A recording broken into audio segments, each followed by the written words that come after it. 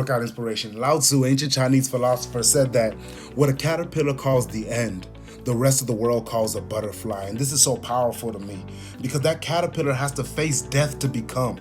Like, what's the difference between a cocoon and a grave? And you don't know when you're going into it, but that's part of the process. And what's so beautiful is human beings are the same way, but I would argue it's harder because you have an option. That caterpillar doesn't. You could wake up forever and say, I'm not a morning person, that ain't me. I ain't organized, that just ain't me. I'm not an athlete, I don't be working out like that ain't me. You can stay like that forever, or you can choose to change. And Dr. Eric Thomas said the key is at any moment being willing to sacrifice who you are for who you will become. And that sacrifice is everything, and that's what makes being a butterfly worthwhile. So may we make it small, may we make change manageable and do it every day till we wake up one day and we're different. May we face that death, that challenge of changing. And may the world look at you as a butterfly, see your talent, your skills, how you've developed, you fly and say you're beautiful.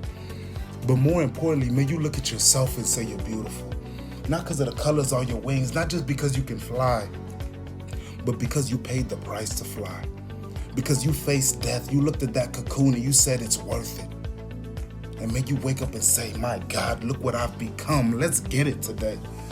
Let's get it today.